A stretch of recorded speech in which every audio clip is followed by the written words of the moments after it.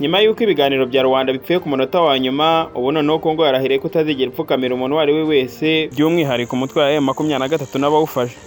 Ibi byatangajwe na Perezida wa Sena ya Kongo Jean-Michel Sama Lukonde. Ariko mbere yuko dukomeza, niba aribwo bwa mbere ugeze kuri iyi channel, reba munsi y'video maze reba hano handitse subscribe, kandi tujye tubana umunsi ku munsi makuru n'ibyegeranyo bicukumbuye. Iyi ni Ibyegeranyo TV Rwanda. Njye ndi Theogene.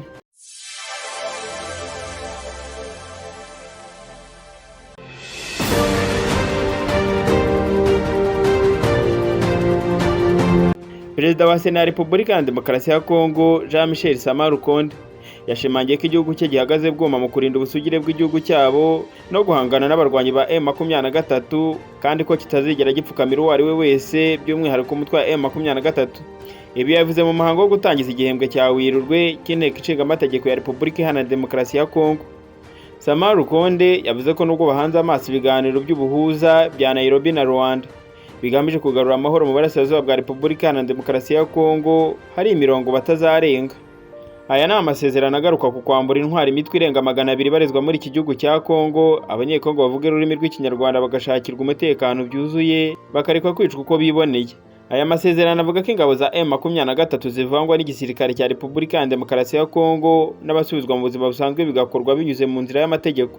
Gusa Tshisekedi avuga ko amasezerano ya Nairobi asa nk'ayapfuye, ahubwo wenda amasezerano mazima umuntu yavuga ari aya Rwanda yobowe na Perezida Joao Lourenço. Muri Nzeri 2024 yavuze ko amasezerano yacunzwe nabi na Perezida wa Kenya William Ruto, kuko yahisemo gufata uruhande rw'u Rwanda. Perezida Tshisekedi yakomeje agira ati, ubusanzwe hari amasezerano abiri, hari aya Nairobi afite umuhuza witwa Uhuru Kenyatta atarakomeje ngo atere intambwe, ndetse sinabura no kuvuga ko aya ngaya asa n'ayapfuye, kuko hari amasezerano ya Rwanda nibura iyo agifite agaciro.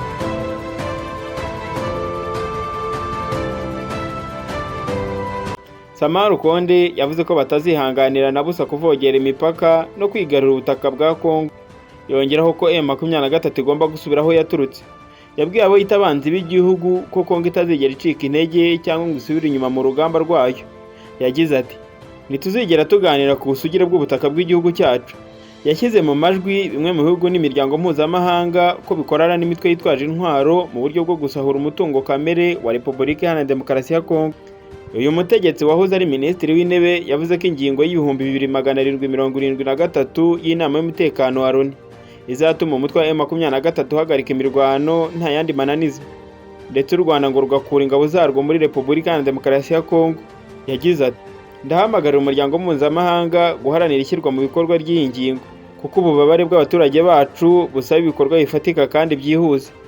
Lukonde yijeje ko Inteko Ishinga Amategeko izakomeza kuba maso gushyirwa mu bikorwa ry'ingingo no kubahiriza amasezerano mpuzamahanga agamije kugarura amahoro muri Repubulika Iharanira Demokarasi ya Kongo kandi mu buryo burambye. Perezida wa Sena yavuze ibi mu gihe imirwano ikomeje mu ntara ya Kivu y'Amajyaruguru n'iy'Amajyepfo, aho umutwe wa M23 yigaruriye harimo Nyabyondo n'ibice byinshi byo muri Warikare. Ni mu gihe kandi kuri wa 17 Werurwe abaminisitiri b'ububanyi n'amahanga ba SADC na EAC basuzuma raporo y'ingabo ku guhagarika imirwano n'uburyo ibikorwa by'ubutabazi byagira kuba bikeneye. Nguko uko leta ya Kongo ikomeje gutsimbarara ivuga ko itazigera iganira n'umutwe wa M23 ko itazigera upfukamira. Byumvikane ko n'ubundi niyo bajya mu biganiro, n'ubundi Repubulika ya Demokarasi ya Kongo izakomeza kuzanamo ingingo z'amananiza. Ariko twikitubesheje aha ntago ari ugusesengura ibyavuzwe n'abanyapolitiki. Ibyacu ni ukukugezaho amakuru 5 kuri 5 ibyavuzwe n'ibyanditswe mu bitangazamakuru. Niba aribwo bwa mbere ugeze kuri iyi channel, reba munsi y'video maze reba hano handitse subscribe, kandi tujye tubana umunsi ku munsi makuru n'ibyegeranyo bicukumbuye. Iyi ni Ibyegeranyo TV Rwanda. Njye ndi Theogene.